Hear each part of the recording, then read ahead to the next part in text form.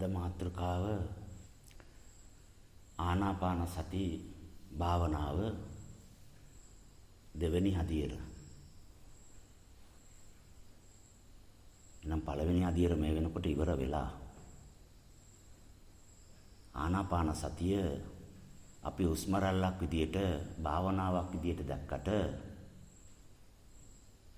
ඒක ගවේෂණය කරපු හැමෝම දන්නවා මේ කය නියෝජනය කිරීමක් තමයි.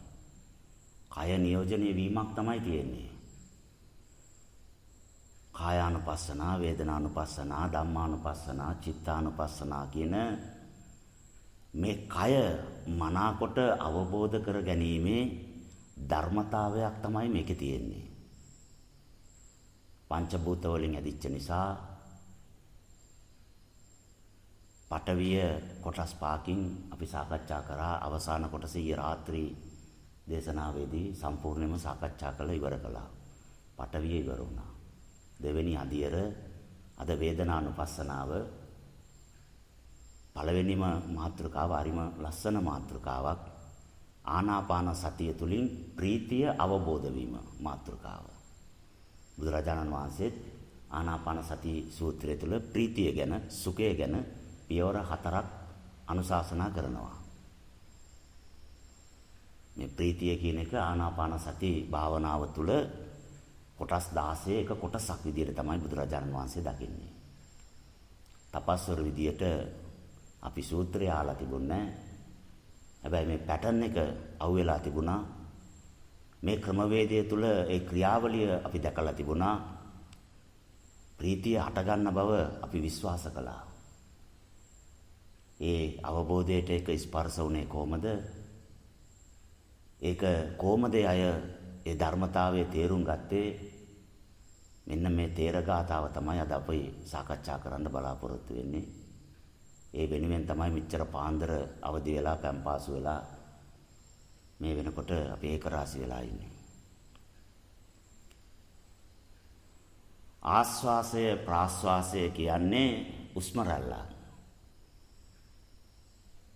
ආස්වාසය ප්‍රාස්වාසය යනු ප්‍රාණය ගනුදෙනුවන්.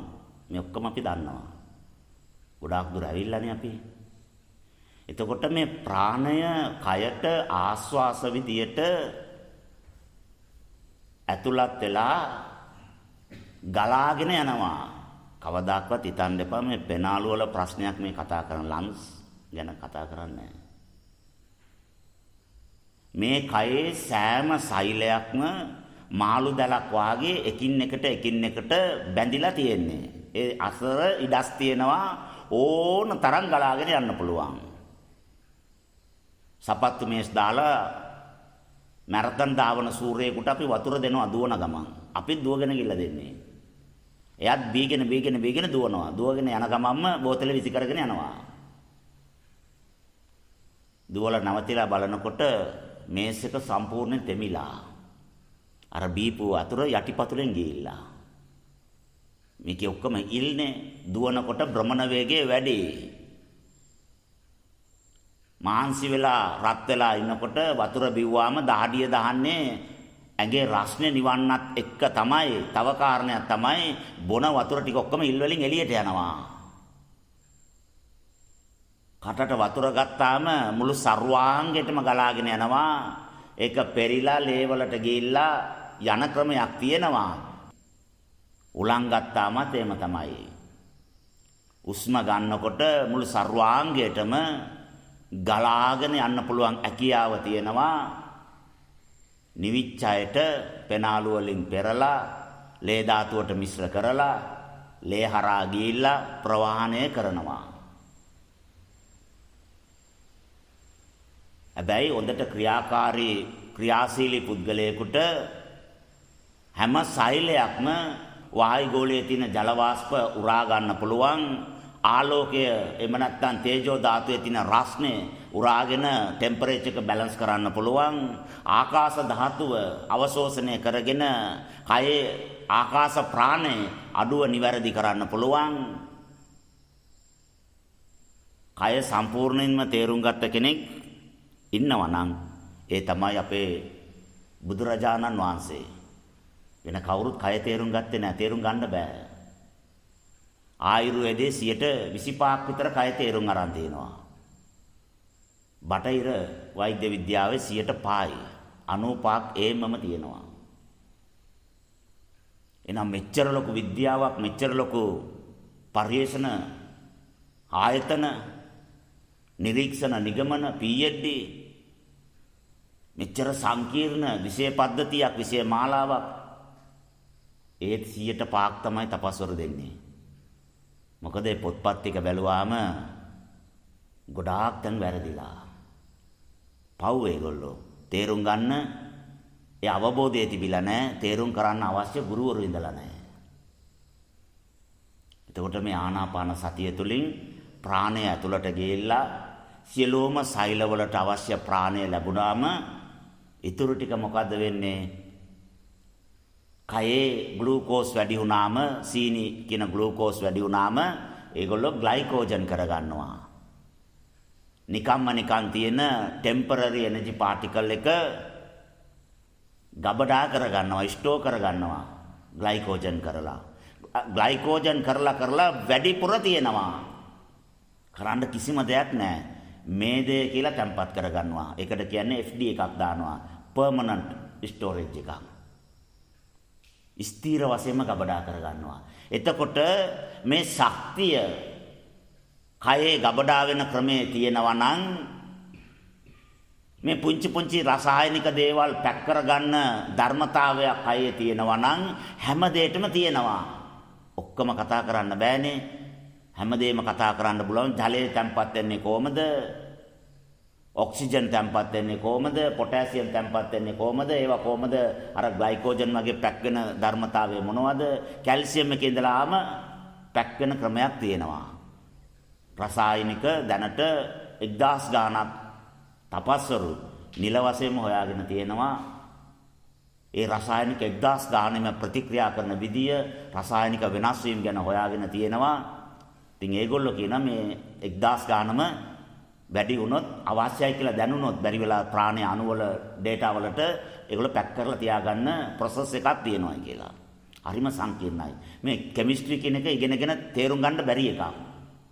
හරිම සංකීර්ණයි. බයෝ එක ඊට වඩා අමාරුයි.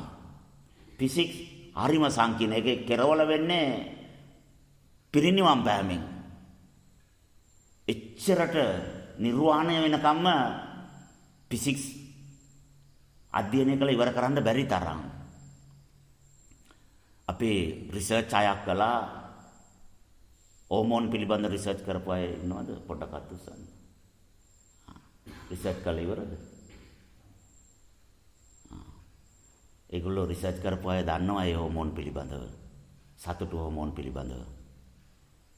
DSOE කියලා අකුරු 4ක් තියෙනවා. DSOE, dopamine, serotonin, oxytocin නේද? oxytocin, endorphin. හරි නේද? හෝමෝන් 4ක් තියෙනවා. ඔබ වහන්සේලා රිසර්ච් කරපු නිසා ඒක ගැන මනාකොට පොතේ දේවල් දන්නවා. හිතේ දේවල් ටික අද අපි සාකච්ඡා කරනවා.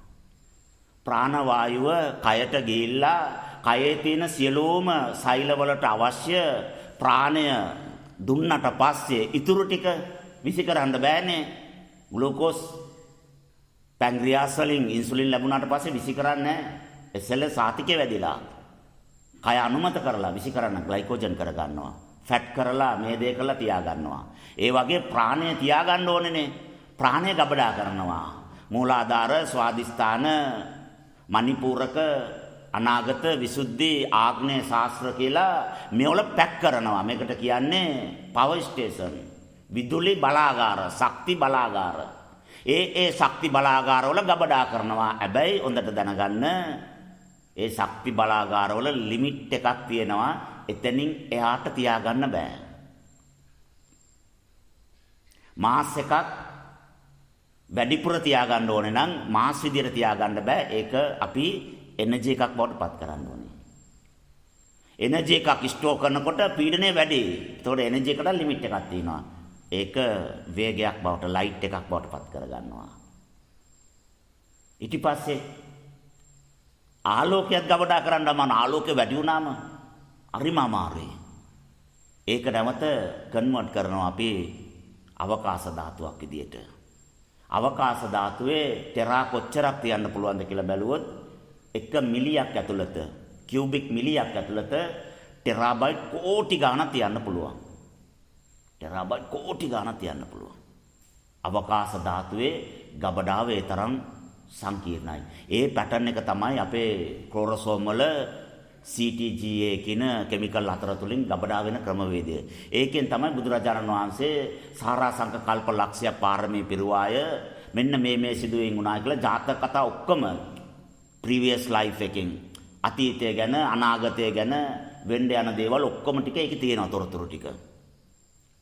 ඒ තොරතුරු පිළිබඳව ඒ ගබඩා වෙන ලේයර් පිළිබඳව ඒක අවදි කරන විදිය පිළිබඳව කලින් තියෙන දේවල් අවදි කරන ක්‍රමය වෙනයි අනාගතයේ තියෙන දේවල් මේකට සාපේක්ෂව අනුමාන කරනවා මෙන්න මේ දේවල් මේ විදියට වුණා නම් කලින් මේකට සාපේක්ෂව වෙලා තින්නේ මේක නම් එහෙනම් මේ වෙන එකට කලින් ඊට පස්සේ වෙන්න යන්නේ මේක 98ක් 99ක් නිවැරදි. ඇයි ඒක හේතුවට අනුව ඵලයක් ඇදෙන පැටර්න් එකක් තියෙනවනේ ඒක දැනගත්තාම අනාගතය දකින්න පුළුවන්. ඒක අපේ දැන් මාතෘකාවට අදාළ නැහැ.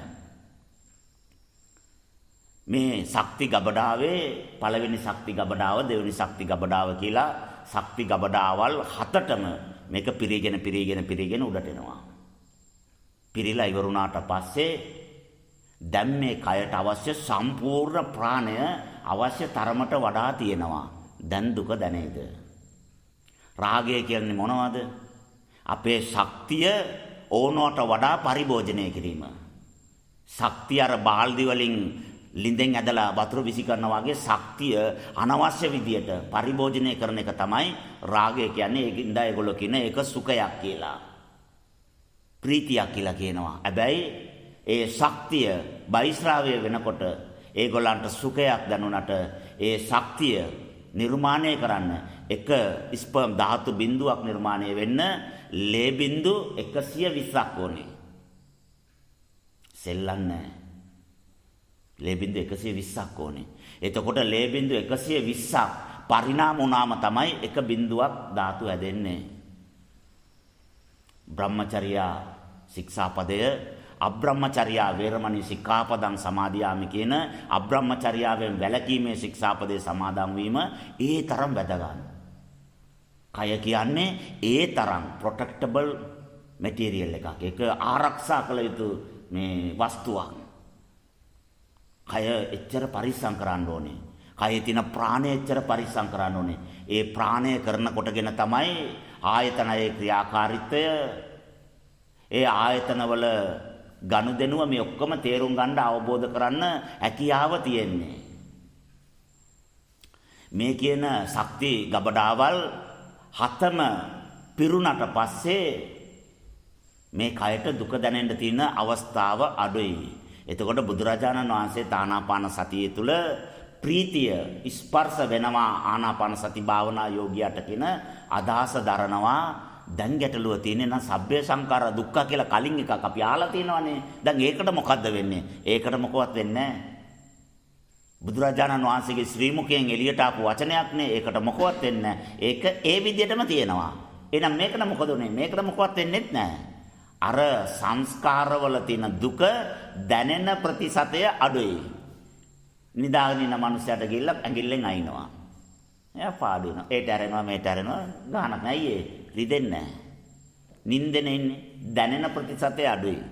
ඈරිලා ඉන්න කෙනෙකුට ඇන්නොත් එයාගේ ආයු රේඛාව, ධන රේඛාව ඔක්කොම ටික අපේ මූණෙන් බලා ගන්න පුළුවන්. කන්නඩියෙන් බැලුවාම ඔක්කොම එයාගේ සම්පූර්ණ කේන්දරේ අපේ මූණේ තියෙනවා. ඇයි ඒ? නිකන් ඉන්නකොට මගේ හිනට ඇන්නනේ මේ මිනිස්සයා. ඒ මිස් ගහලා කනට ගහලා. ඇයි ඒ? දැනෙන ප්‍රතිශතය අඩුයි.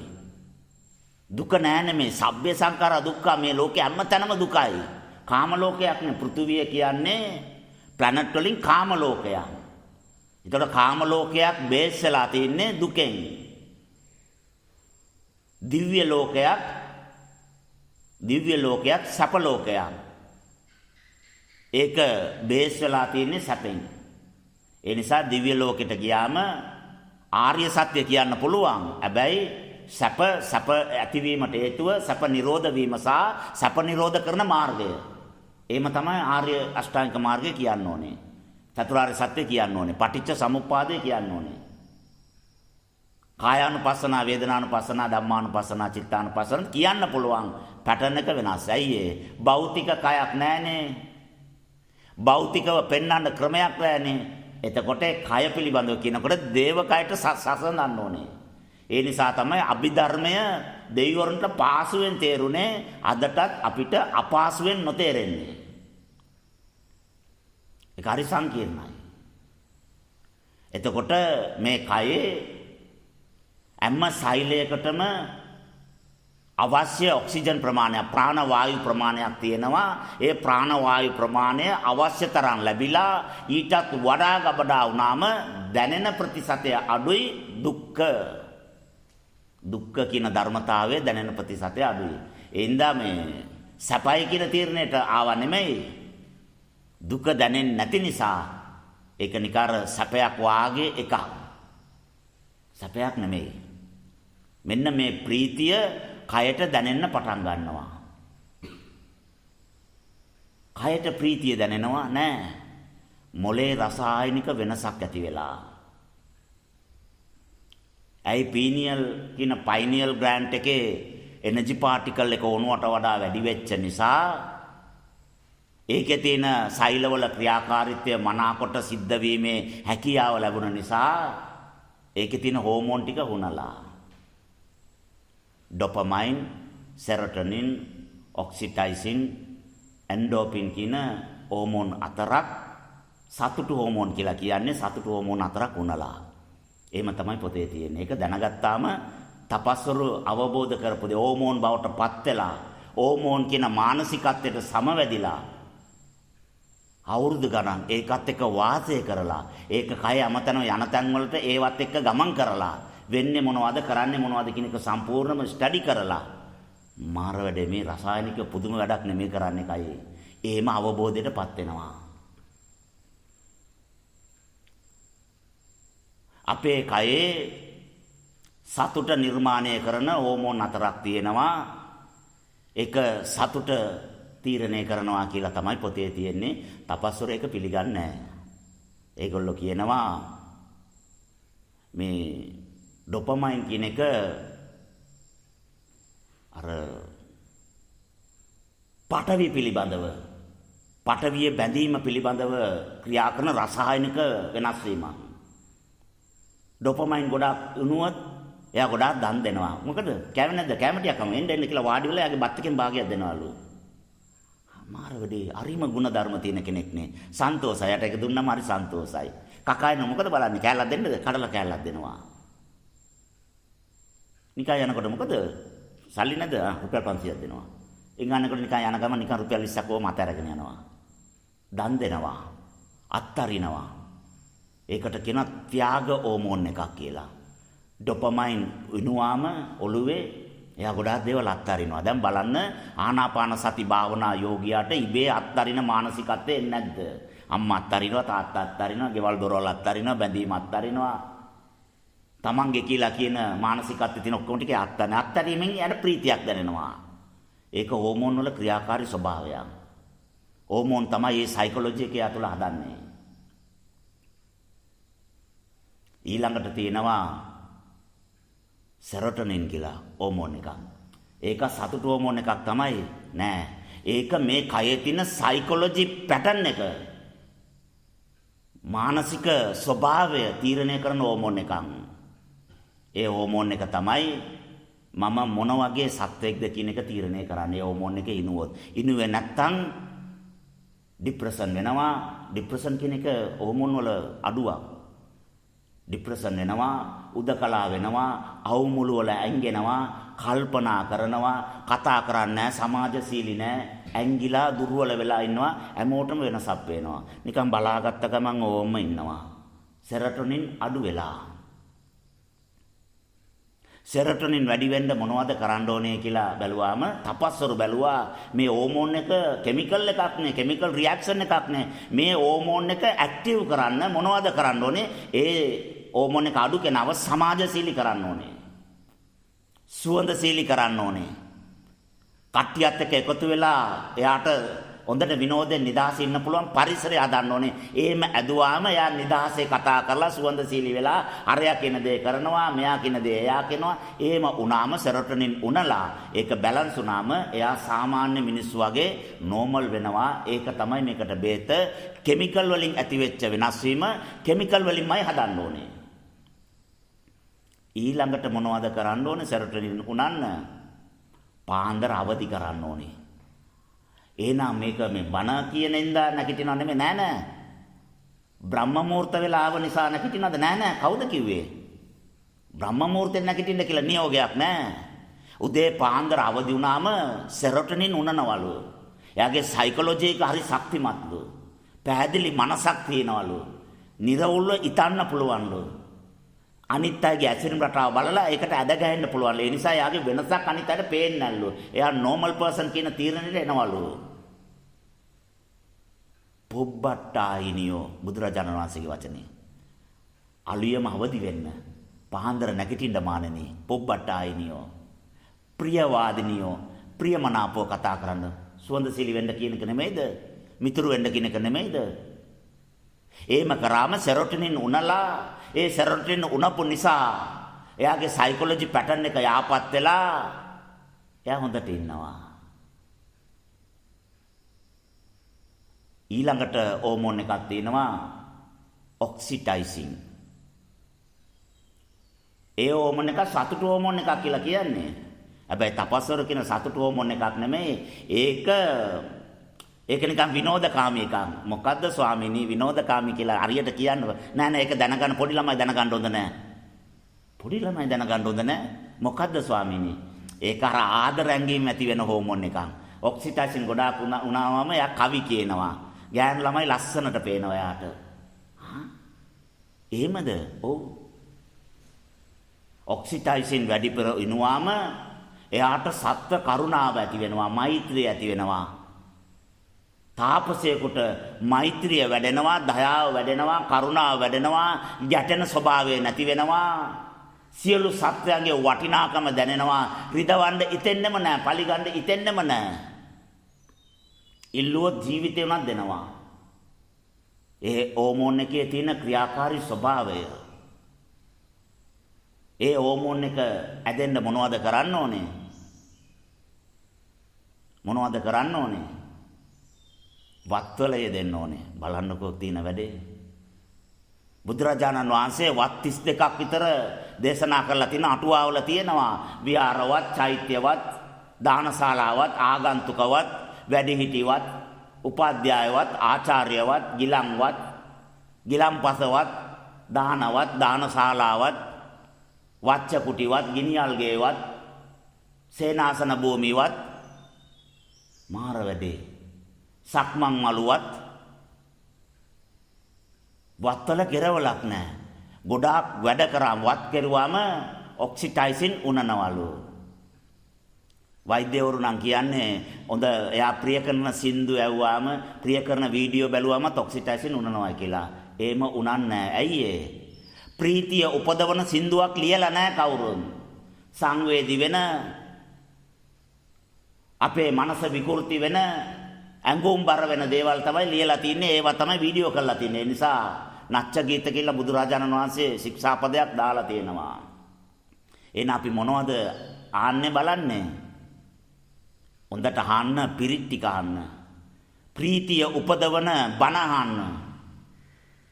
අපි ගොඩාක් ගවේෂණය කරන, ගොඩාක් කැමති වෙන ධර්මය නැවත නැවත ශ්‍රවණය කරනකොට ඔක්සිටොසින් ගොඩාක් උනනවා. ඒ ඔක්සිටොසින් උනනකොට සත්ව කරුණාව, මෛත්‍රිය, දයාව අපේ අදවත් වලින් නිර්මාණය වෙලා ඒක කරනකොටගෙන සියලු සත්වයන්ත් එක්ක අපේ මෛත්‍රිය, සෙනෙහස, දයාව, අනුකම්පාව නිර්මාණය වෙනවා. කිසිම කෙනෙක්ගේ සිතට කයට දුක් දෙන්නේ නැහැ. මේ වෙනකොටත් එයා අනාගාමි කෙනෙක්ගේ මානසිකත්වයට ඇවිල්ලා. ගොඩාක් පිරිත් ආන්න, කැමැත්තෙන් ආන්න, සන්තෝෂෙන් ආන්න. ඒ ශබ්දය ඇහෙනකොට ඒ සන්තෝෂය තුළ ඔක්සිටොසින් උනනවා. බුද්ධ වන්දනාවට හැමදාම වඩින්න, උදේ වඩින්න, අවස වඩින්න. ගාථා ටික කියන්න. ගාථා සජ්ජායනා කරන්න ඔක්සිටයිසින් උනනවා. චෙක් කරලා බලන්න උනනවා.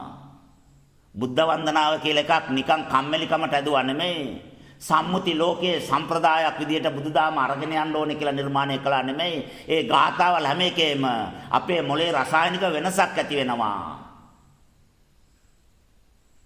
බුදුරජාණන් වහන්සේ ශ්‍රේෂ්ඨයි, ජේෂ්ඨයි, අග්‍රයි කියලා බුද්ධ වන්දනා ගාථාව ඉතිපිසෝ කියනකොට ඒ ප්‍රීතිය තුල ඔක්සිටයිසින් උනනවා. ධර්මයේ සුවය දැනෙනකොට ස්වාකාතෝ භගවතා ධම්මෝ කියනකොට ඔක්සිටයිසින් උනනවා. මේ ලෝකයේ සංඝයා කොච්චර ශ්‍රේෂ්ඨ වනසේක්ද, මොනතරම් උත්තරීතර ගුණධර්ම තිබුණද. කාන්තාවක් එක්ක භික්ෂුවක් කාමරය ඇතුළට දාලා වැව්වාම එළිය වැටෙනකම් කාන්තාව නිදිලෝ, භික්ෂුව ඇවිද ඉන්නවලු සක්මක. ඇයි එක වාලයකට නිදා ගන්න බෑ, ඈරිලා ඉන්නවලු. අබ්බමල් රේණුවක කෙස් ගහකටවත් අනතුරක් වෙලා නැල්ලු. අම්මා ළඟ හිටියත් එච්චර ආරක්ෂාව නැල්ලු ඒ කාන්තාවට. එච්චර ගුණධර්ම ඒවා ඇහෙනකොට ඒ ප්‍රීතිය, ඒ වගේ මමත් ශ්‍රේෂ්ඨ වෙන්න ඕනේ, මමත් මේ ලෝකෙට බ්‍රහ්මචර්යා සීලයෙන් අග්‍ර වෙන්න ඕනේ, ජේෂ්ඨ වෙන්න ඕනේ කියන ඒ ඇඟීම ඇති වෙනකොට ප්‍රීතිය දරා ගන්න බෑ. ඔක්සිටයිසින් උනනවා. චෙක් කරලා බලන්න. සංඝ ගුණ කියලා බලන්නකෝ, ධම් ගුණ කියලා බලන්නකෝ, බුදු ගුණ කියලා බලන්නකෝ. ඔක්සිටයිසින් උනනවා. එහෙනම් බුද්ධ වන්දනාව කියන්නේ මොකවත් නෙමෙයි, අපේ මොළයේ රසායනික ක්‍රියාකාරයන් ඇති වෙන ධර්මතාවයන්. බුද්ධ වන්දනාව කියන්නේ විද්‍යාවක්. එන්ඩෝෆින් කියලා එකකුත් තියෙනවා. ඒකත් කියන්නේ සතුට හෝමෝන් එකක් කියලා. තපස්වර කියලා නෑ, ඒක වේදනානාශකයන්. කයේ ඇති වෙන යම්කිසි වේදනාවක් තියෙනවා නම් ඒක නසන්න පුළුවන් වේදනානාශකයක් තමයි ඒ හෝමෝන් එක. එහෙම තමයි හොයාගෙන තියෙන්නේ. ඒ හෝමෝන් එක ඇදෙන්න මොනවද කරන්න ඕනේ? ව්‍යායාම කරන්න ඕනේ. ව්‍යායාම කරන්න ඕනේ. මාර වැඩේ. එහෙනම් සක්මන් භාවනා සක්මන් කරන්න කියන්නේ ඒකනේ. උදේ දානේ වළඳලා පැය භාගයක් සක්මන් කරන්න, දවල් දානේ වළඳලා සක්මන් කරන්න පැය භාගයක්, අවස බුද්ධ වන්දනාවෙන් පස්සේ නිින්ද යනකම් සක්මන් කරන්න පැය භාගයක්, දවසට පැය එකමාර දෙක සක්මන් කරන්න. එන්ඩෝෆින් නිකන් උනනවා.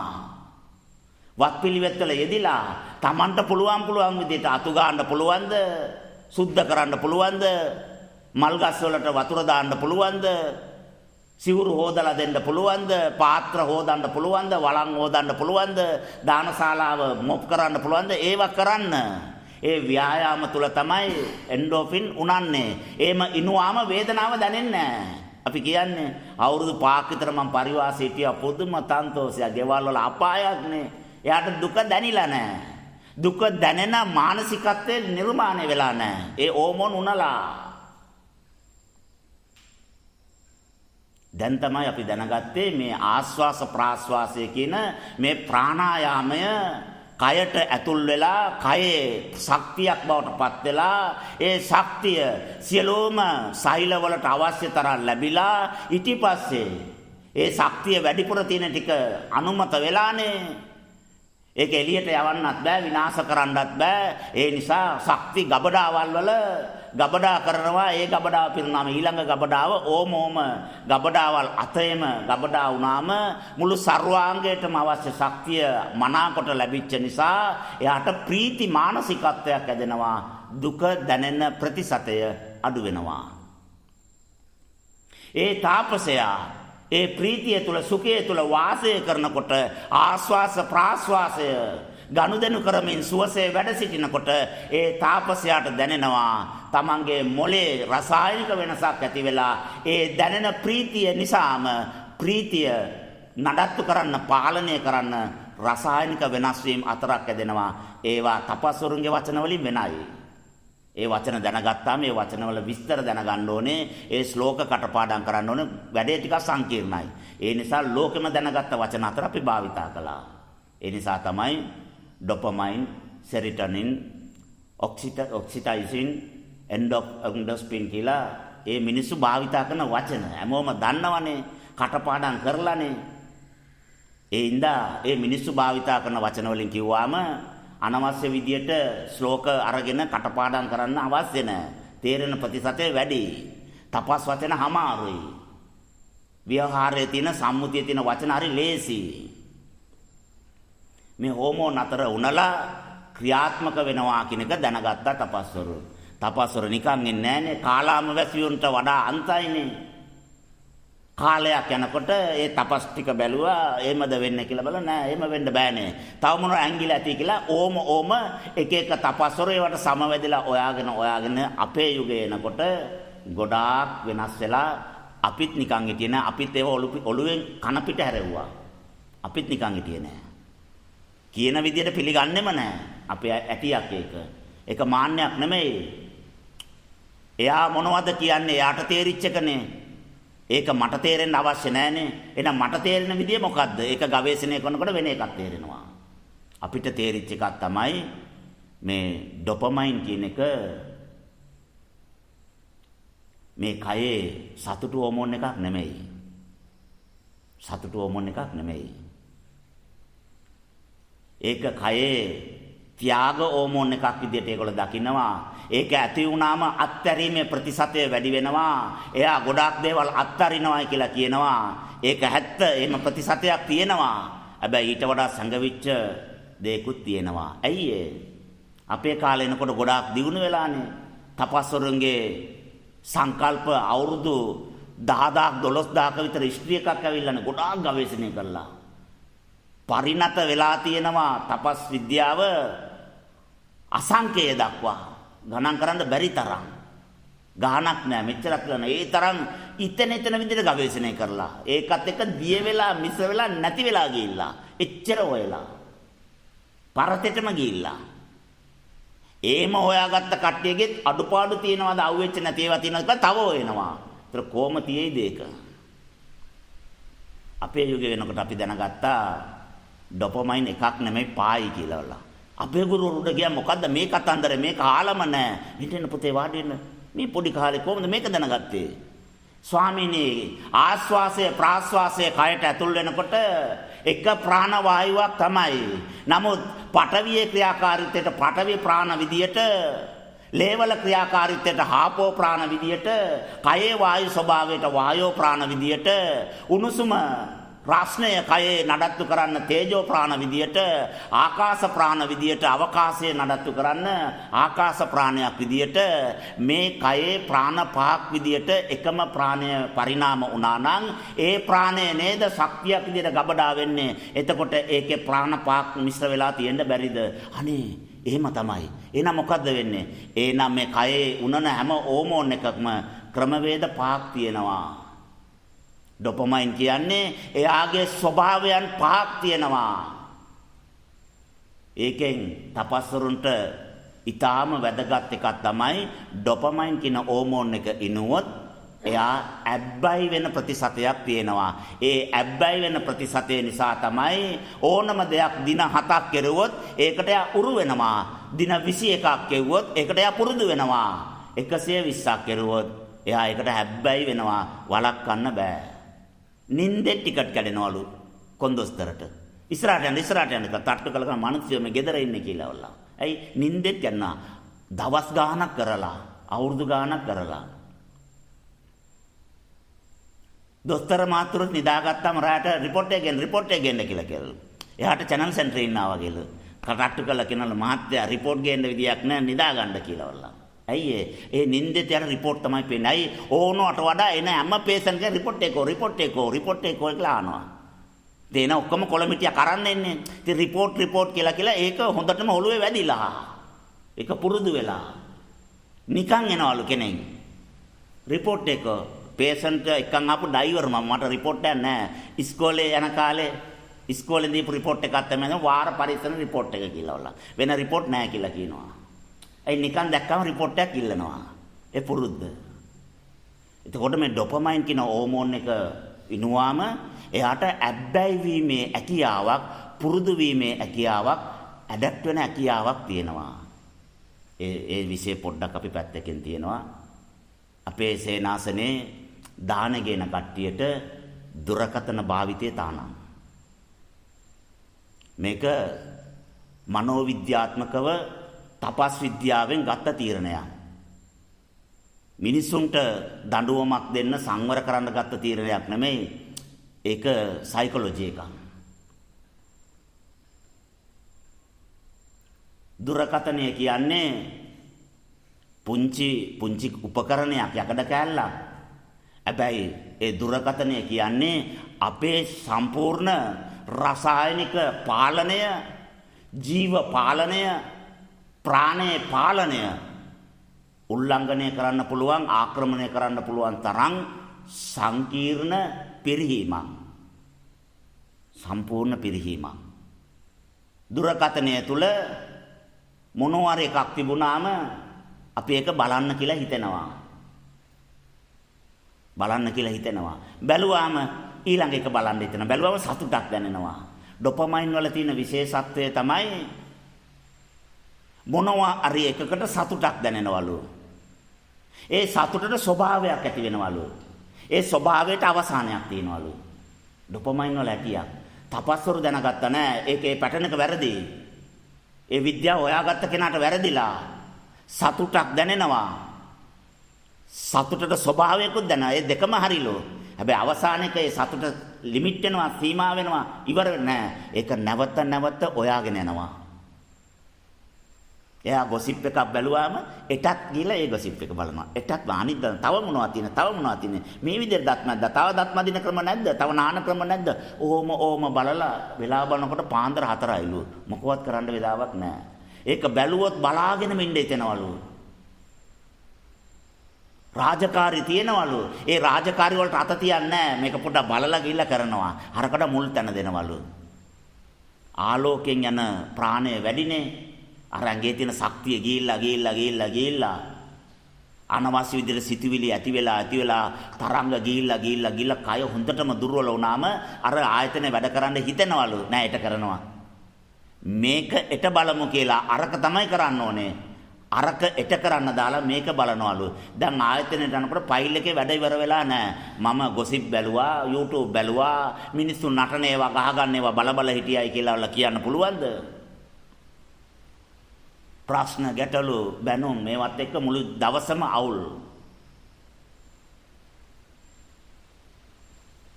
දුරකථනය ළඟ තියන්න එපා. වැඩ කරගෙන ඉන්න ගම මැසේජ් ඇවිල්ලාද දන්නේ නැහැ කියලා බලන්න හිතෙනවා. ආවොත් කමන්න ආපු දෙන් එක තිබිච්චදෙන්. මේක නවත්තලා බලන්න ඕනේ කියලා අපි ඇග්‍රීමන්ට් රස්සම් කළා නෑ. එච්චර වටිනාකමක් එයාට දෙන්න තියෙනවා. ඒක අරගෙන නිකන් ඒට කරනවා මේට කරන සමහර ඇප් අරගෙන ඒක නිකන් බලනවා. ෆෝන් එක ළඟ තිබුණාම නිකන් මුළු ලෝකෙම තියනවා වාගේ. ඒකත් එක්කමයි ජීවිතේ. ඇබ්බැහි වෙලා. ඒ ඇබ්බැහි වෙච්ච නිසා එයා තුළ සයිකොලොජිකලි ප්‍රශ්නයක් ඇවිල්ලා තියෙනවා. මොකද්ද? ඩොපමයින් ඇදිලා ඩොපමයින් නිසා සතුටක් දැනෙලා තිනවා. ඒ සතුටට ක්‍රමයක් ඇවිල්ලා තිනවා. ක්‍රියා කරන ක්‍රමයක්.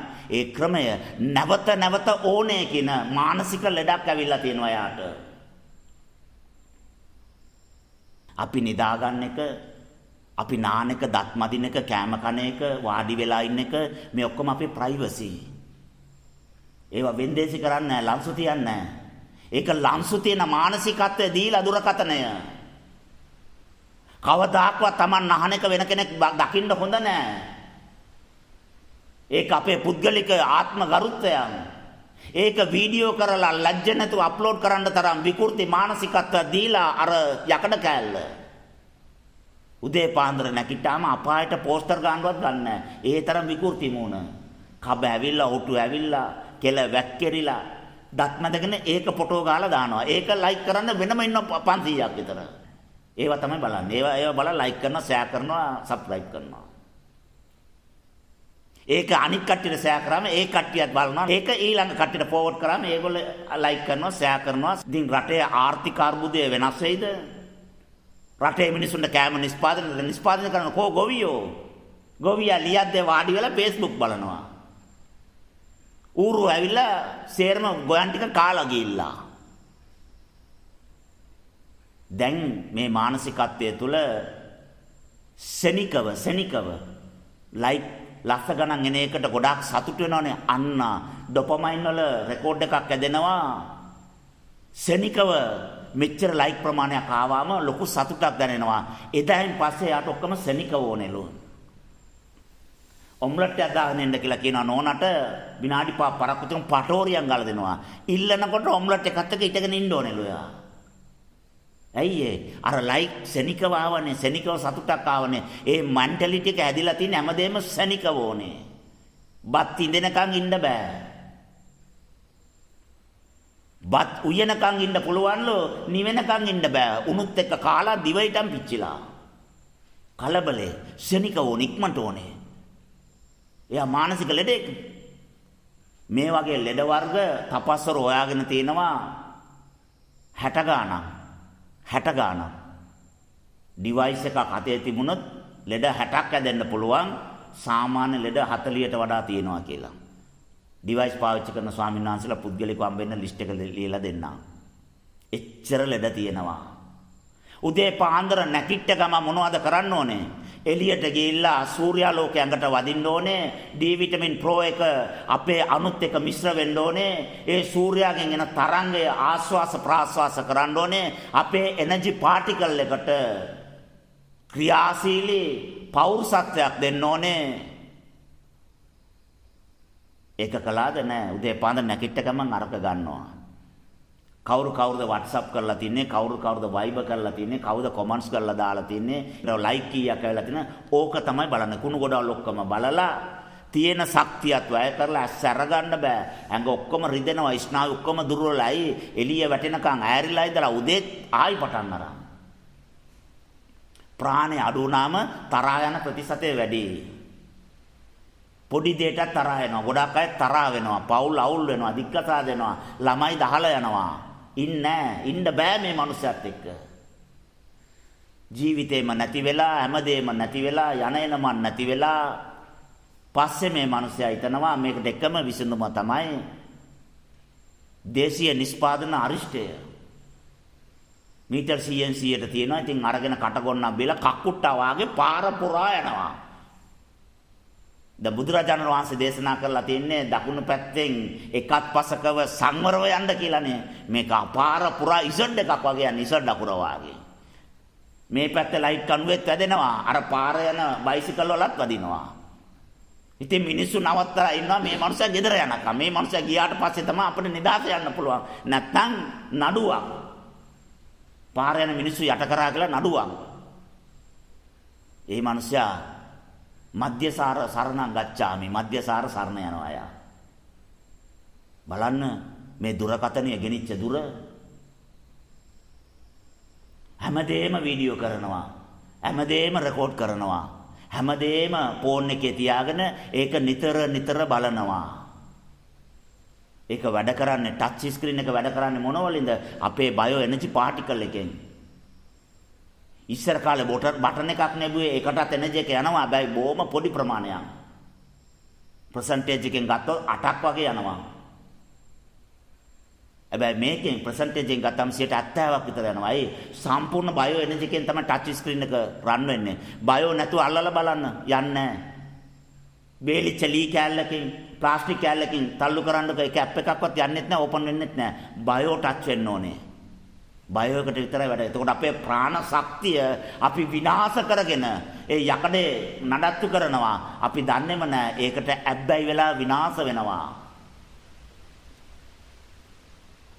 දුරකතනය විසන්ධි කරලා දවසක් ඉඳලා බලන්නකො අපේ ඇබ්බැහි වෙච්ච තරම අපට පේරෙයි. එදාට තමයි තේරෙන්නේ මෙච්චර මම මේකට ඇබ්බැහි වෙලාද කියලා. පිස්සු ඇදෙනවා. කන්න නැතුව ඉන්න පුළුවන්, බොන්න නැතුව ඉන්න පුළුවන්, අමුදරුවෝ නැතුව ඉන්න පුළුවන්, දුරකතන නැතුව පැයක් ඉන්න බෑ. ඒ තරම් මම මානසිකව ලෙඩ වෙලා මේ ඔක්කොම අර ඇටේ තියෙනවා. ලෙඩ වර්ග හැටේ තියෙනවා. දුරකතනේ ගත්තොත් පිස්සු ඇදෙනවා. ගුරුවරයාත් එක්ක අමනාප වෙනවා.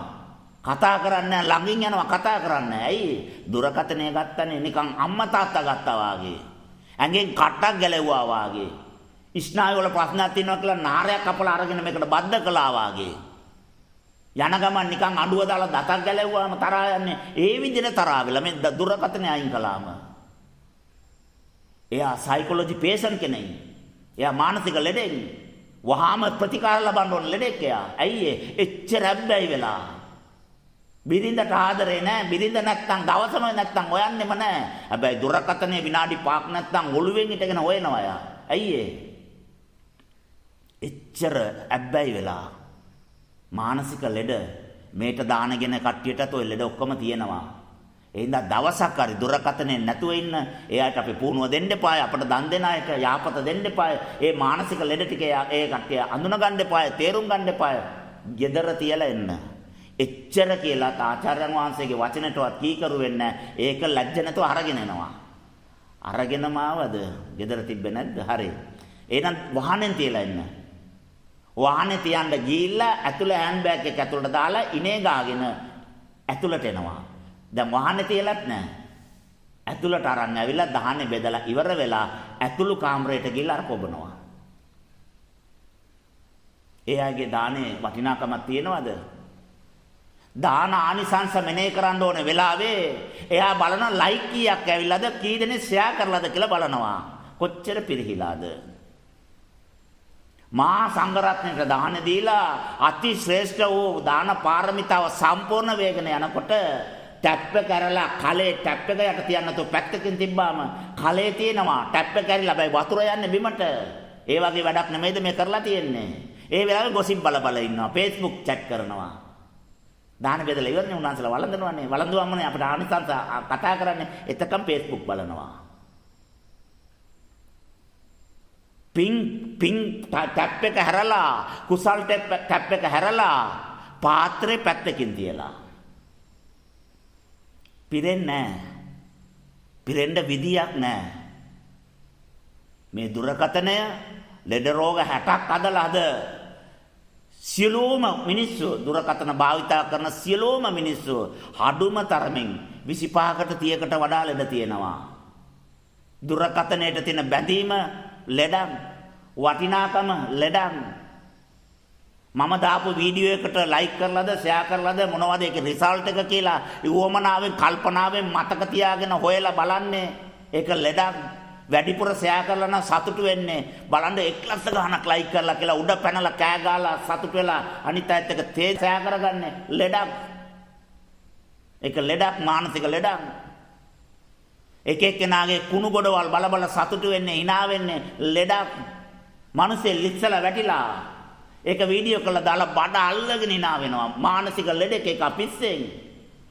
මානසික ලෙඩෙන් ලිස්සලා වැටුනාම අනුකම්පා කරන්න එපාය. මිනිස්සේ පාරේ යනකොට බල්ලෙක් පැන්නා පිටිපස්සෙන්. බය වුණා. අනේ පව් මේ විදිහට බය කරන්න ඇති මිනිසුන්ට. ඇඟිල්ල ඇඳලා එකපාරට ඇඟට පයින්නා වගේ බය කරන්න ඇති. ඒ නිසා බලන්න අර බල්ලා පැනලා ඒ විදිහට බය කළා. ඒ කර්මය දකින්න එපාය. වාහනයක් වංගුවක් ගන්නවා වංගුවේ කෙලින් වෙන්න. ඒමම ගියා ඇලට. ඒ ජීවිත ගැන අනුකම්පාවක් නැහැ. පොඩි දරුවෝ ඉන්න පුළුවන්, බඩ දරුවෝ, අම්මලා ඉන්න පුළුවන්, වයසක දෙමව්පියෝ ඉන්න පුළුවන්. එයාගේ ජීවිත ගැන කිසිම අනුකම්පාවක් බඩ අල්ලගෙන කෑ ගාගෙන hina වෙනවා. අය ගියා ඇලට වාහනේ. පිස්සේ මානසික ලෙඩෙක්. සත්ව කරුණාව නැහැ, මෛත්‍රිය නැහැ, දයාව නැහැ. ජීවිතයකට වටිනාකමක් තියෙනවා. ඒ වටිනාකම ස්පර්ශ වෙලා නැහැ.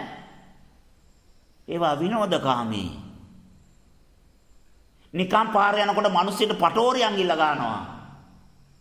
බඩ අල්ලගෙන hina වෙනවා. මිනිසුන්ට දුක් දෙන එක දැක්කාම සංවේගයක් ඇදෙන්නේ නැහැ. ගුටි කාපු මිනිස්යාගේ මූණට කොයි වගේ දැනීමක් තියෙන්නේ නැද්ද? ඒ මිනිසයා මොන වගේ මානසික අපහසුතාවයකටපත් වෙන්නේ නැද්ද? කිසිම ගුණ ධර්මයක් නැහැ, සත්‍ය කරුණාවක් නැහැ. ඒක බල ඉනවන මානසික ලෙඩක්. එකම ඇඳුම රුපියලක් හරි අඩුවෙන් ගන්න කොයිද තියෙන්නේ කියලා එක එක වෙබ්සයිට් වල හොයනවා. මානසික ලෙඩක්. කෑම එක ඕඩර් කරන ඔන්ලයින් වලින් ඕඩර් කරලා එනකන් ඉන්න බෑ. අරෙන් බලනවා, මේන් බලනවා, ජනේලෙන් බලනවා, දොරෙලෙන් බලනවා. ආයි කෝල් කරලා පිටත් වෙලාද, කොච්චර වෙලාද පිටත් වෙලා. මානසික ලෙඩක්. එනකන් ඉන්න බෑ. ඇවිල්ලා අතට දෙනකන් ඉන්න බෑ. ඉවසීමක් නැහැ. මානසික ලෙඩක්. මෙච්චර ලෙඩ හදන්න පුළුවන් උපකරණය තානම් කරපේක වරදක් නෙමෙයි. දුරකථන ඇතුළට අරන් ආවොත් එයාගේ දානේ වළඳන්නේ නැහැ. මම වළඳන්නේ නැහැ. මගේ ප්‍රතිපත්තියක් ඒක. ඇයි මානසික ලෙඩුන්ට මාන වෙන්නත් බෑ, බණ තේරෙන්නෙත් නැහැ. බුදුරජාණන් වහන්සේ පුරුෂයෝ 32 දෙනෙක් දේශනා කරනවා මෙන්න මේ පුද්ගලයෝ 32 දෙනා පැවිදි කරන්න එපා. ඒකේ විශේෂම පුද්ගලයා තමයි මානසික ආබාධ. මානසික ලෙඩ තිබුණොත් ඒ කට්ටිය මාන කරන්න එපා. මාර්ගය අවබෝධ වෙන්නේ නැහැ. මානසික ලෙඩුන්ට බණ කියන්න එපා. අවබෝධ වෙන්නේ නැහැ. දුරකථන භාවිතා කරනවා කියන්නේ මගේ ඇසට පේන ඒගොල්ලෝ මානසික ලෙඩ්ඩෝ. නෝනා ළඟ නැහැ. නෝනාව පෑරගෙන ගිහිල්ලා එයා හොයන්නේ ඉස්සෙල්ලාම ෆෝන් එක කොයි කියලා. ෆෝන් එක නෝනා දෙක. මානසික ලෙඩෙක් නෙමෙයිද? තේ ලෙඩාව කොහොමද පාන කරන්නේ? ඒ ලෙඩාට කොහොමද බණ තේරෙන්නේ? එක පැය 24ක් දුරකථනයේ ගෙදර තියලා එන්න බැරි නම් එයා කොහොමද සියලු බැඳීම් ගෙදර තියලා බුදුරජාණන් වහන්සේ වෙනුවෙන් ජීවිතය අරන් එන්නේ? එයා එන්නේ මාන කරනකොටත් කරපටිය බඳිනවා. එයා chat කර ඉන්න. වාසේ ගඩගන්න. සබ්බ දුක්ඛ නිස්සාරණ නිබ්බාන කී අර කොබනවා. Facebook එකේ chat කරගෙන තමයි මාන වෙන්නේ. මම නම් කියන්නේ ඒ වගේ දුරකථනය අත්තරින්න බැරුව බැඳීම් අත්තරින්න බැරුව ඉන්නවා නම් අවුරුදු 500ක් පරිවාසෙ තියන්න කියලා. අවුරුදු 500ක් පරිවාසෙ තියලා ඊට පස්සේ පැවිදි කරන්න එච්චර පරිවාසය අවශ්‍යයි. මේ බැඳීම් කැඩෙන්න. අපේ ජීවිතවල අපිට වැරදිච්ච තැන් මේවා. තව හොඳ ලස්සන කතාවක් කියන්නද? අපි මේ කට අරන් බලාගෙන ඉන්නවනේ එක එක විකාර දේවල්. මිනිස්සු නානේවයි ගෑනු දත් මදිනේවයි බලාගෙන ඉන්නවනේ YouTube කියලා. YouTube එකේ ලොක්කා මේක හොයාගත්ත කෙනා. එයාගේ පුද්ගලික මතය එළියට දාලා තියෙනවා. මේක බලන මිනිස්සුන්ට මානසික ලෙඩ හැදෙනවා. මේවට හැබ්බැයි වෙනවා. වෙන දෙයක් හිතන්න බැරි වෙනවා. ඒ මිනිස්සු මේවා නැතුව ඉන්න බැරි තත්ත්වයක් ඇදෙනවා. කවදාරි ලෝකේ සැටලයිට් ෂට් ඩවුන් වෙච්ච දවසක මිනිස්සු විකෘති වෙලා මිනිස්සු අපාගෙන මරාගෙන විකෘති මානසිකත්වයටපත් වෙනවා. ඒකට හේතුව ඒගොල්ලන්ගේ ඇබ්බැහිවීමේ තෘප්තිය ඒගොල්ලන්ට ලැබෙන්නේ නැහැ. මේක සතුටක් කියලා හිතලා ඒ සතුට නැවත ඕනේ කියලා ඒ සතුට පස්සේ ගිහලා එකපාරට ලැබුණ නැත්නම් අර අවුරුදු 10ක් පෙම් කරලා පෙම්වතිය වෙන කෙනෙක් එක්ක ගියාම මරාගෙන මැරෙන්නේ ඇසිඩ් ගන්නනේ. ඒ වගේ මානසික ලෙඩ්ඩු වෙනවා. ඒ නිසා මේක කවදාරි ලෝකෙට සමාජෙට හිත කරයි මම ලොකු වරදක් සමාජෙට කරයි කියලා කට උත්තරයක් දීලා තියෙනවා. තව ලස්සන කතාවක් කියන්නද? Apple ආයතනයේ ලොක්කා ගිහලා ආලා බලන්න කැලිෆෝනියාවේ. Apple ආයතනයේ ලොක්කා මුල් කාලේ. එයාගේ දරුවන්ගෙන් ඇහුවලු මේ යාළුවෙක් පුතේ මේ මට නම්බරේ දෙන්නකෝ කියලා. නම්බර් මොන නම්බරද කියලා. ඔයාගේ ෆෝන් එකේ නම්බරේ දෙන්නකෝ. ෆෝන් එක නැහනේ. හා? තාත්තා Apple කම්පැනි ලොක්කා නේද? ඔව්. ඇයි ඒ? ෆෝන් එක ටග්ගල ගත්තවලු තාත්තට. මේ දරුවෝ නෑ ඒකට ෆෝන් දීලා නෑ ටැබ් දීලා නෑ. Apple ආයතනයේ ලොක්කා තමන්ගේ දරුවටයි පුතාටයි දුවටයි ෆෝන් එකක් දීලත් නැහැ ටැබ් එකක් දීලත් නැහැ. ලොරි පිටින් ඩෙලිවරි කරනවලු. මේක අසුවල් රටට මේක අසුවල් රටට මේක අසුවල් ආකෙඩ් එකට කියලා ලොරි පිටින් ඩෙලිවරි කරනවලු. දරුවට දීලා නැහැ එකක්. ඒ මාචාර්යතුමා කිව්වලු මට අපොයින්ට්මන්ට් එකක් ඕනේ පොඩ්ඩක් කතා කරන්නවත් කියලා. එන්න සර් කියලා කිව්වලු. ගිහලා ඇහුවලු ඇයි කියලා වල්ලා. එතකොට තමයිලු එයා ඩිවයිස් එකේ ඇත්ත කතාව කිව්වේ.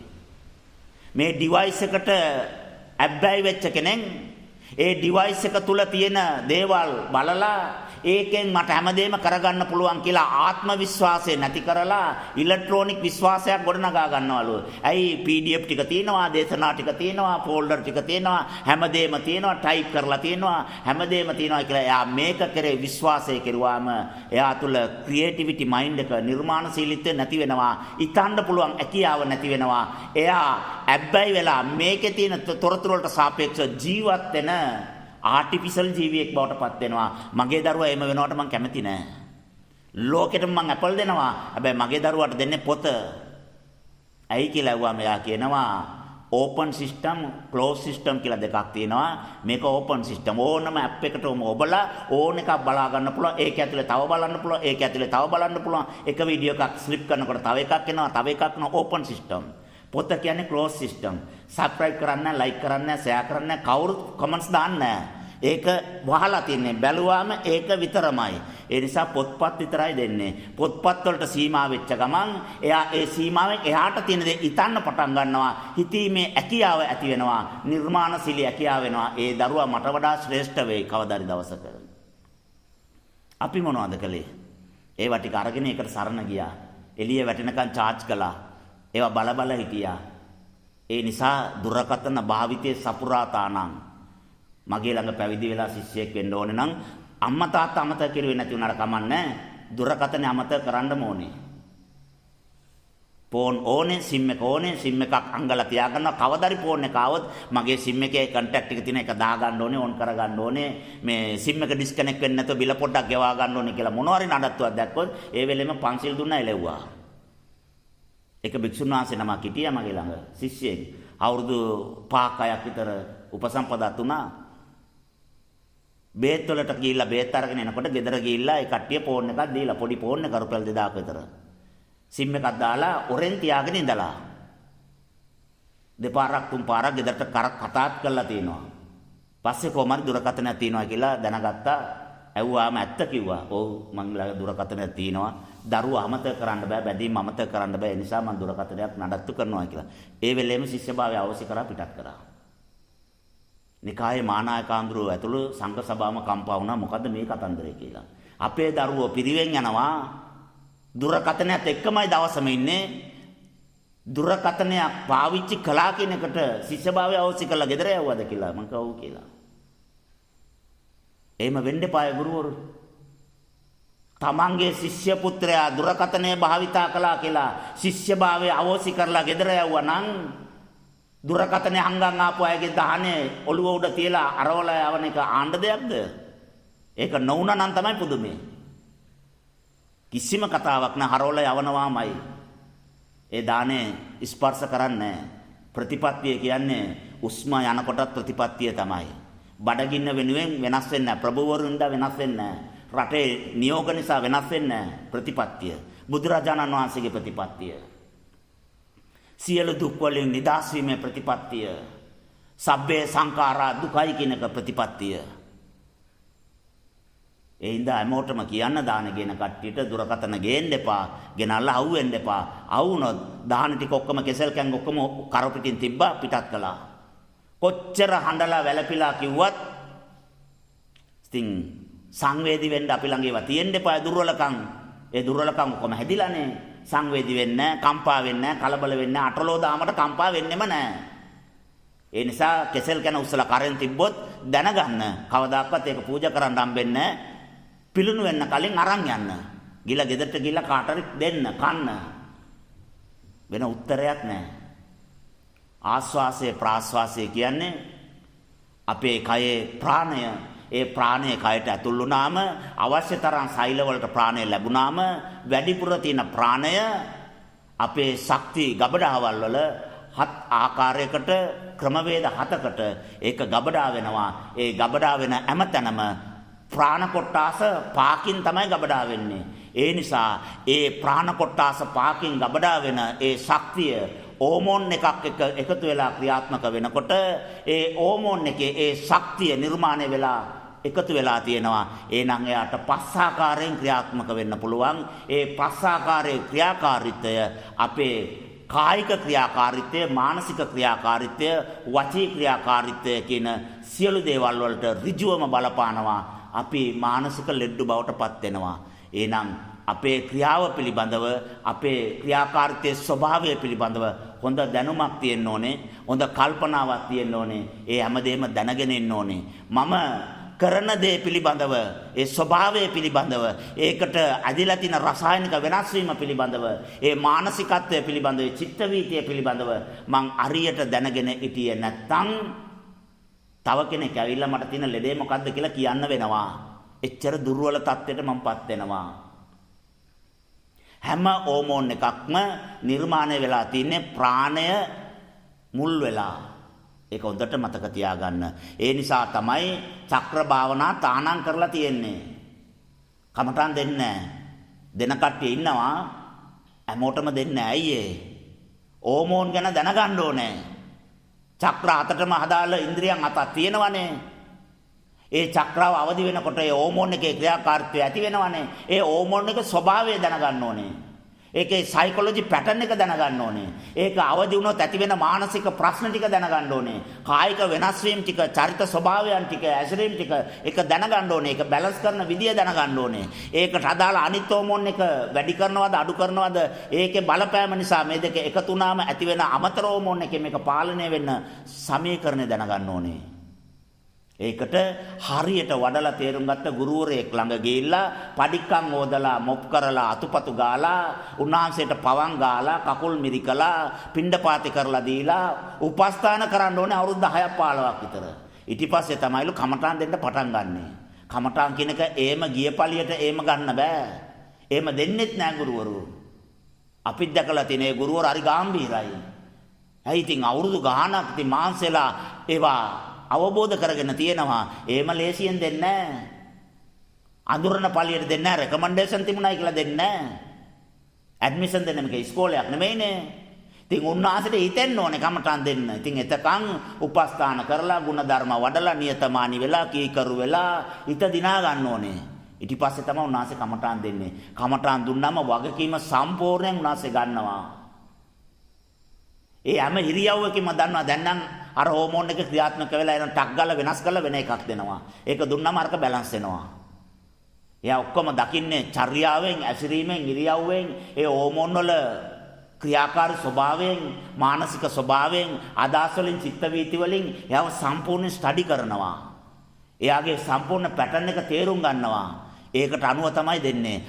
අන්තිම චක්‍රාව වෙනකන් අවදි වෙලා මුළු විශ්වයම පාලනය කරන්න තරම් ධානය වැඩිලා එයා තුළ කවදාක්වත් ඉතුවක්කාරකමක්, උඩඟුකමක්, අහංකාරකමක්, තමන්ගේ පෞරුෂත්වය පිළිබඳව වත්කම් මාන්නයක් ඇදෙන්නෙම නැහැ. ඇයි ඒ ටික ඔක්කොම කල්ලාතෝ කඩලා ඒ ಗುಣධර්ම ටික ඇදිලා තමයි මේ ටික වැඩිලා තියෙන්නේ.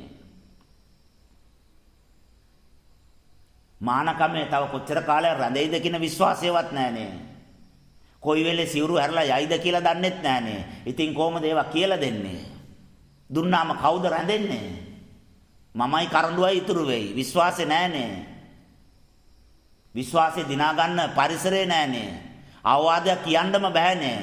අඩුවක් පෙන්වන්නම බෑනේ. තරහා යන තරම්, අමනාප වෙන තරම්, මාන්නේ නඩත්තු කරන තරම්. එහෙනම් ඒ විද්‍යාවල් ඊනයක් තමයි. ඒවා කවදාකවත් දැනගන්න හම්බෙන්නේ නැහැ. දැනගන්න සුදුසුකම් ලැබිලා නැහැ. සුදුසුකම් ලැබුණාම ඉල්ලන්න ඕනේ නැහැ. ඒවා නිකම්ම දේශනා කරනු ලබනවා. අඬගාලා දෙනු ලබනවා. සුදුසාට සුදුසු දේ දෙනවා මිසක් නුසුදුසාට සුදුසු දේ කවදාවත් ලැබෙන්නේ නැහැ. අපේ දුර්වලකම් චක්‍ර වඩන්න ඕනේ, භාවනා වඩන්න ඕනේ කියලා බොහොම නියතමානීව කීකරු අයලා වැඳලා ඉල්ලීම් කරනවා. මූලික මූලධර්ම ටික කියනකොටම මාන්නේ බලන්න ඕනේ. ඉතුවක්කාරකම්, උඩඟුකම්, ආංකාරකම්, අකීකරුකම් ඉතුරු ටික කියන්න තියා ඒ කියන මානසිකත්වයවත් ඇදෙන්නේ නැහැ. එච්චර අඩුපාඩු. ඒ ශිෂ්‍ය පුත්‍රයාගේ ශ්‍රේෂ්ඨත්වය ඒ තරම් දුර්වලයි. කීකරුකම දුර්වලයි, නියතමානිකම දුර්වලයි. ගුරු ගෞරවය කකුලට දාන සෙරප්පුවටත් යටට ගිහිල්ලා ගණන් ගන්නෑ. රාවණාට වෙච්ච දේ ඒ අයටත් වෙන්න පුළුවන් නේ. ඒ වැරද්ද නැවත කරන්නේ නැහැ තපස්වරු. එක්කෙනෙක් තමයි වැරද්ද ගත්තේ, නැවත කවදාවත් ඒ වැරද්ද කරන්නේ නැහැ. ಗುಣධර්ම සම්පූර්ණ වෙනකන් කිසිම දෙයක් දේශනා කරනු ලබන්නේ නැහැ. මූලික දේවල් විතරයි දේශනා කරනු ලබන්නේ. ආනාපාන සතිය, ප්‍රාණායාමය, අපේ කයේ ප්‍රාණය. දැන් පොඩි ප්‍රශ්නයක් තියෙනවා. ඉපදිච්ච දවසේ ඉඳලා මම උස්ම ගන්නවා ස්වාමීන් වහන්සේ. ඇයි එතකොට මේ ප්‍රාණය එකතු වෙලා ගබඩා වෙලා මේවා ඇක්ටිව් වුනේ නැත්තේ? අම්බෙන්නේ රුපියල් 8යිලු, වියදම රුපියල් 35යිලු. කොහමද ගබඩා වෙන්නේ? ඉතුරු වෙන්නේ කොහමද? හැමදාම ණය. හැමදාම ෆිනාන්ස් ගෙවනවා, හැමදාම ලෝන් ගෙවනවා, හැමදාම පොලිය ගෙවනවා. සලායතනවල සංවරකම නිවැරදි වෙනකම් ආර්ය අෂ්ටාංගික මාර්ගයට අනුව සලායතන ටික තැම්පත් වෙලා සමාධි වෙනකම් ස්වභාවිකව එකතු වෙන ක්‍රමේ කවදාකවත් වෙන්නේ නැහැ. ඒතුව ස්වභාවිකව ගන්න උස්ම වලට වඩා ශක්තියක් සැවෙනවා.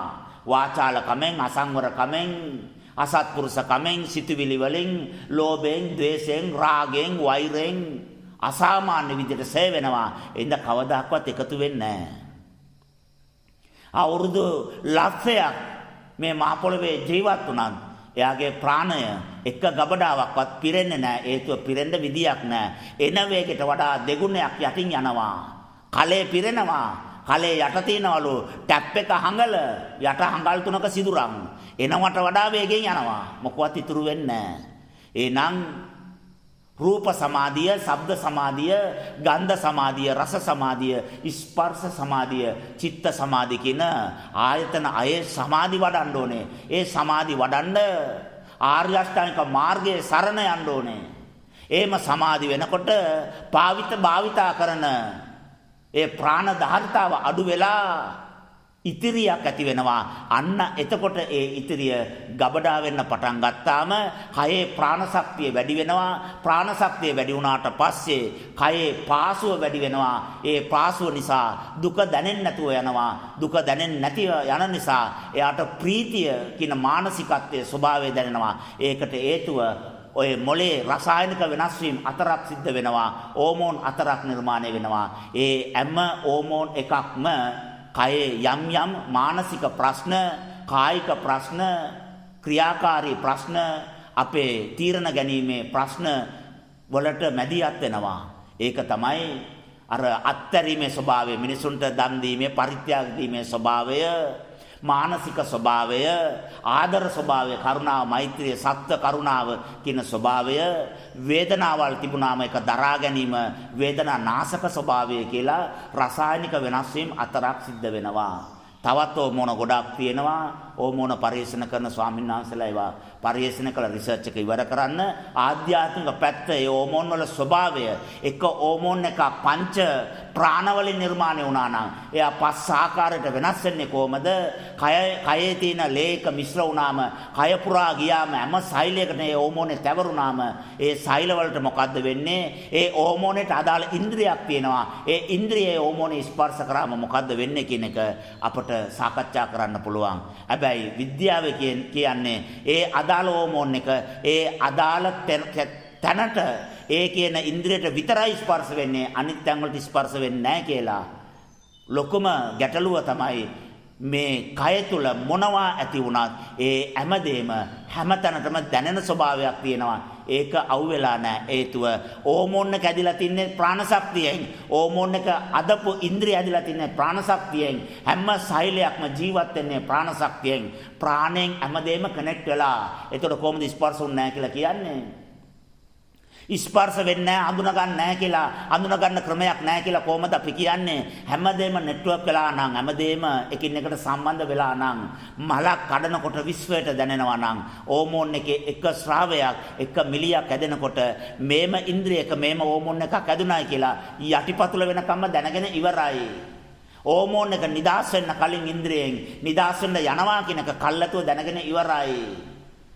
ප්‍රාණයෙන් හැමදේම සම්බන්ධ වෙලා තියෙන්නේ. මේ ආනාපාන සතිය තුළ, වේදනානුපස්සනාව තුළ ප්‍රීතිය අටගන්නේ ප්‍රාණය සම්පූර්ණ වීමෙන්. ප්‍රාණය සම්පූර්ණ වීම නම් එනම් අපිට එන ආදායම වැඩි වෙන්න ඕනේ, වියදම අඩු කරන්න ඕනේ. වියදම අඩු කරන්න අපේ තියෙන අනාර්ය ක්‍රමවේදය නතර කරලා ආර්ය ක්‍රමවේදය ස්ථාපනය කරන්න ඕනේ. ආර්ය අෂ්ටාංගික මාර්ගය අපි පුරුදු පුහුණු කරන්න ඕනේ. සලායතන නිවැරදි වුණොත් අපේ ප්‍රාණය ගබඩා වෙන්න පටන් ගන්නවා, වියදම අඩු වෙනවා. එතකොට සෛල වලට අවශ්‍ය තරම් ප්‍රාණ ශක්තිය ලැබිලා ගබඩා වෙලා, ඒක නිසා දුක දැනෙන ප්‍රතිශතය අඩු වෙලා ප්‍රීතිය කියන, සුඛය කියන මානසික ස්වභාවය අපි තුල ක්‍රියාත්මක වෙන්න, ස්පර්ශ වෙන්න පටන් ගන්නවා.